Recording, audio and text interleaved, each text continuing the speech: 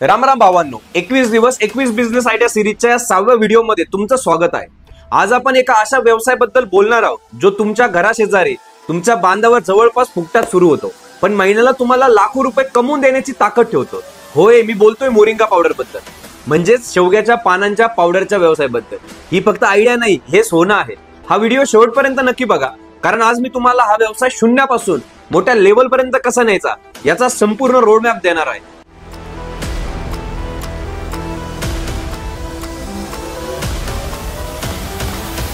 चला आता आपण डिटेल समजून घेऊया की ही सुपर फूड पावडर बनवायची कशी। मी तुम्हाला 7 स्टेप मध्ये संपूर्ण प्रक्रिया सांगतो। स्टेप नंबर 1, कच्चा माल मिळवणे। शेवग्याची कवळी आणि ताजी पानं निवडा। तुम्ही शेतकऱ्याकडून थेट खरेदी करू शकतात किंवा स्वतःची लागवड केल्यास खर्च जवळपास शून्य होईल। स्टेप नंबर 2, स्वच्छ पाण्याने 2-3 वेळा धुवून घ्या, जेणेकरून त्यावरची धूळ आणि घाण निघून जाईल। क्वालिटीसाठी ही स्टेप खूप महत्वाची। स्टेप नंबर 3, पानं सुकवणं। पानं थेट उन्हात वाळू नका, नाहीतर त्यातील पोषक तत्वे नष्ट होतील। ती सावलीत किंवा कमर्शियल ड्रायर मशीन मध्ये वाळवा। स्टेप नंबर 4, पावडर बनवणे। सुकलेल्या पानांना पल्वरायझर मशीन मध्ये टाकून त्याची बारीक पावडर बनवा। Step number 5, powder चाळणे।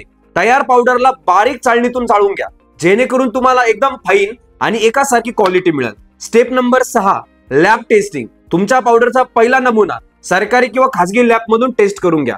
हा रिपोर्ट तुम्हाला एक्सपोर्ट करण्यासाठी आणि ग्राहकांचा विश्वास जिंकण्यासाठी खूप मदत करेल। आणि 7वी स्टेप आहे मित्रांनो, पॅकेजिंग। आकर्षक आणि एअर टाईट पॅकेजिंग करा। त्यावर तुमचं ब्रँडचं नाव, FSSAI लायसन नंबर आणि पावडरचे फायदे नक्की लिहा। मित्रांनो, पुढचा विषय येतो गुंतवणूक किती लागेल। आता सर्वात महत्वाचा प्रश्न म्हणजे पैसा किती लागेल। चला मी तुम्हाला डिटेल खर्च सांगतो। बघा, तुम्हाला साधारणतः मशिनरी मध्ये काय काय लागणार आहे, एक ड्रायर आणि एक पल्वरायझर लागणार आहे। जवळपास 1 लाख रुपये त्याला पकडून चला। त्याच्यानंतर जे रजिस्ट्रेशन आणि लायसन्सेस आहे, जसं फूड लायसन्स झालं, GST झालं, उद्योग आधार झालं, 15,000 रुपयात सहज मिळून जाईल। लॅब टेस्टिंग साठी 5,000 रुपये पकडा। पॅकेजिंग आणि ब्रँडिंग साठी 15,000 रुपये। इतर खर्च, वर्किंग कॅपिटल 20,000 रुपये। टोटल गुंतवणूक जवळपास तुम्हाला 2 लाख रुपये लागू शकते। म्हणजे विचार करा, 2 लाख रुपयाच्या गुंतवणुकीत तुम्ही आंतरराष्ट्रीय स्तरावरचा व्यवसाय सुरू करू शकतात। त्याच्यानंतर पुढचा विषय आहे की हा व्यवसाय तर आम्हाला समजलं सर, आम्ही करणार पण आहे, पण सर बरेचसे जण व्यवसायामध्ये फेल होतात। मित्रांनो, त्याचं एकमेव कारण आहे त्यांचा व्यवसाय करण्याचा माइंडसेट। आता तुम्हाला व्यवसाय मोठा करण्यासाठी माइंडसेट कसा ठेवायचा ते मी तुम्हाला डिटेल सांगतो। मित्रांनो, पैसा आणि मशीन तर कुणी उभं करेल, पण या व्यवसायात यशस्वी होण्यासाठी 3 गोष्टींचा माइंडसेट ठेवा। पहिला आहे विजन माइंडसेट। याला फक्त पाला म्हणून बघू नका, याला एक ग्लोबल सुपरफूड म्हणून बघा। विचार मोठे ठेवा। दुसरा आहे क्वालिटी माइंडसेट। हा आरोग्याशी संबंधित व्यवसाय आहे। स्वच्छतेत आणि क्वालिटीमध्ये कोणती तडजोड करू नका।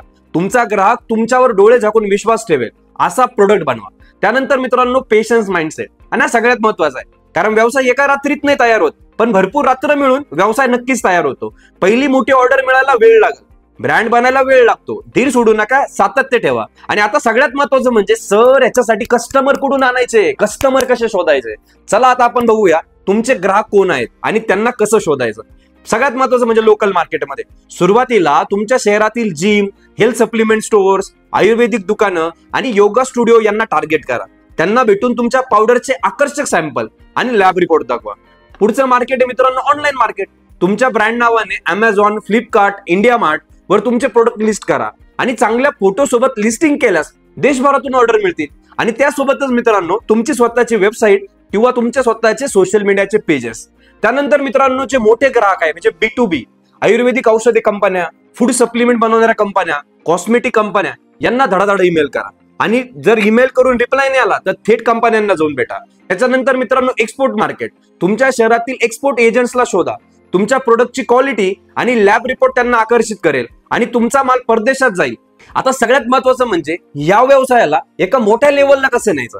एकदा तुमचा व्यवसाय स्थिर झाला की त्याला मोठ्या लेवलला नेण्यासाठी मी ज्या गोष्टी सांगतो त्या करा। मॅक्सिमम प्रोडक्शन वाढवा, मोठ्या आणि ऑटोमॅटिक मशीन्स मध्ये गुंतवणूक करा। त्याच्यानंतर व्हॅल्यू ॲडेड प्रोडक्ट बनवा। फक्त पावडर विकू नका, मोरिंगाच्या टॅबलेट्स आणा, कॅप्सूल आणा, चहा आणा, मोरिंगा टी बनवा आणि फेस पॅक सारखी अनेक उत्पादनं बाजारात आणा। यात नफा अजून जास्त आहे। स्वतःचा ब्रँड तयार करा। सोशल मीडियावर तुमच्या ब्रँडची ओळख निर्माण करा।